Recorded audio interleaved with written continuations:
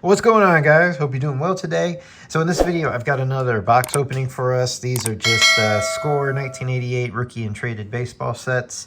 I've been opening a lot of these rookie and traded sets lately in hopes that some of these cards that you can't buy in packs will turn out to be quite nice. But if you've watched some of my previous videos, it certainly can be a gamble. Most of the time, they're going to be a little off-center. They're going to have some bent or rounded corners. So it's kind of hard to say. So fortunately, a lot of these I got, pretty cheap or in like really big lots. So I feel like, worst case scenario, I'll probably, just get my money back and just kind of go through it for fun, just to kind of really go through cards and players that I never had, growing up. These sets, when they first came out, were probably a lot more than and harder to come by than they are today. Now they're everywhere. So really, it's not hard to find these sets. And these 88 Score, pretty easy to find. For the longest time, there was one card, the Roberto Alomar rookie card. I just remember for the longest time, that was just such a great card. I never owned it. But I remember in the 90s, $30, $40 for that card in good condition. Still a pretty decent card today. Mark Grace and the Craig Biggio especially. Those are the other two cards that we're going to be looking for today. So it's pretty interesting. I got both of these in a giant lot of rookie and traded sets. This one looks like it's in great condition. This one looks like it got ran over by the delivery truck that it came in. So I have not opened these yet. I don't know if they had been removed and put back in the box. So it's hard to say if this has been untouched, but I'm going under the assumption that they are. So let's get things started with this one first, because I don't have high hopes for this. It looks like, it's still in the original shape. This is kind of like the 1989 Score, which I had recently done a video for. Same format where they stick the little holographic, not holographic, what are those things called? Sport Flicks. These thingies, whatever these are, they put them in the top of those as well. So like with any of these boxes, whatever your first card is, in this case, Jack Clark, it's going to be damaged. It's going to have bent corners. That's just always the case. Which, my argument is, hey, whoever this first card is, no matter who it is, in a high grade, it should really actually go for high price, because these are hard to find in high grade, because the first card just always gets beat around. All right, so this is my first time going through this, so I don't know. These are in order, I'm noticing, but I have no idea where the Biggio, the Grace, or the Alomar are located in the set. There may be some other cards, some of your favorite players, and I'm just going to bypass, not make a big deal out of, but it's those three in particular that I think hold the most value. And 1988 Score was the first year for Score baseball. So it's actually kind of a cool design for 1988. Now, the base set had various colors, which was cool. They weren't all the same color. Like these are all orange, which is fine. It helps distinguish it, from the base set. But I thought some of the later Score, like 1989 especially, was really cheesy. Even though, 89, you would expect it to be cheesy. But yeah, this 88 design, not too shabby. I kind of like it. All right, so I haven't found anyone yet that I'm really crazy about, and I'm not focusing on the grade of all of these cards. So we're going to start off with the Mark Grace, a tiny little ding right there. slightly off-centered, but otherwise it's in good shape. So if it weren't for that little ding, that would have been a pretty nice condition. Let's see. We're still looking for the Alomar and the Biggio. That's Chris Sabo. He was, I think he was pretty hot back in the day. Walt Weiss was okay. Here's the Biggio. Probably the best card of the set, but not. This one's not going to quite make it. A little off-centered, top and right. But corners are pretty sharp.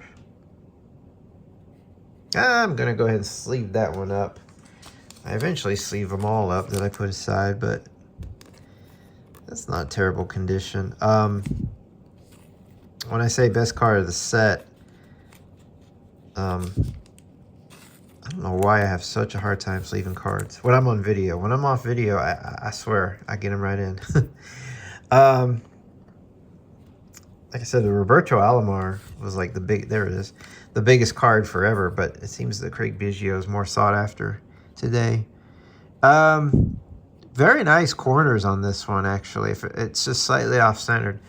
If it weren't for the off-centering, this would be a great card. I mean, it still is a very nice card. I'm actually impressed that all four corners are looking good. If I don't make it worse by not sleeving it well here.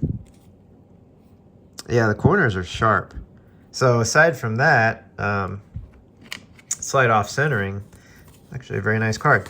So that covers the three that we were looking for. The Mark Grace does have that little tiny ding in it right there. But considering the shape that box was in, I'm impressed. I thought these were going to be dogs. So that brings us to our nice looking box. So in theory, these should all be terrible condition, right? Because the other box proved that they can be decent shape, even if the box has been thrown off a mountaintop. Let's see. So the first card, again, Jack Clark, every corner there is banged up. So again, just proving that whatever that first card is in these sets, expect it to be damaged. So I think I'm going to whip through these pretty quickly. The great Mark Grace was number 80. So I'm just going to skip through all these guys and see if we can skip on down to the Mark Grace. I think he was about... There he is. All right. Did he, this one turn out better? I want to say it did, but at a certain angle, you guys can see it right there. See the little line? It's like a tiny little... It's not even a bend or anything. It's just a slight little flaw, like a little crease. Which is a shame, because otherwise this is in great shape. So if you've been following me in all these videos, it's just like every single card that's somewhat decent that I try to pull. It's like when you finally hit one that has four sharp corners and well-centered, there's some like other random flaw with it that just suddenly shows up. I'm still going to sleeve this because it's our best Mark Grace. Well, best. And we've only got two boxes we're going through and comparing. But, I mean, it's like, it's almost funny to me at this point. Like, trying to get a perfect card is just, out of these boxes, is just ridiculous. There's the Biggio. Let's see how this one fares. It's actually in really nice shape. The corners are good. The centering is good. This actually may be one of my best finds yet in terms of a decent card and a decent grade. Now watch me butcher it when I sleeve it up. Good Lord. Can I not sleeve up a card? If you've got any tips, let me know. Got any good tips on sleeving? So that Biggio actually turned out nice. I'm happy with that. Okay, and then the Roberto Alomar. I was about to say that looks nice too, but this corner just got rounded up a little bit, which is a shame because the centering on these, and this one turned out better. You compare it to the other one. You can see this one that I sleeved up previously, the centering is off on the left. This one's better. But that rounded corner, just enough to keep it from being flawless. Otherwise, that would have been really sharp. All right, so I would say compared to some of my other videos, this one with these box openings, this one's the best one so far. I'm happy with this Biggio. I'm wondering if it could grade as a 10. If not a 10, I'm definitely willing to bet a 9. Which, honestly, at that point, not a big deal. 9's a pretty common. It's not like it's a huge card. He is a Hall of Famer. This is his rookie card. But, you know, if it could come back as a 10, that's nice. That would help me pay back from some of the other boxes that I got disappointed with. All right, so pretty good. Let me know what you think in the comments. If you had fun with this, if you got some education. I'm definitely getting educated as I make these videos with you guys. So I'm learning that, you know, eventually you're going to hit a decent one. But yeah, it's a gamble. Opening these boxes is almost like opening packs. Except with packs, you know, you could go through a whole wax box of 36 packs and not even hit your favorite star. At least in these sets, you're guaranteed to get this card. It's just, are you guaranteed to get it in good condition? So it's all a gamble. When you're aiming for grade, it's all a gamble. And that's probably why high grade is high priced. Makes sense. It's only logics.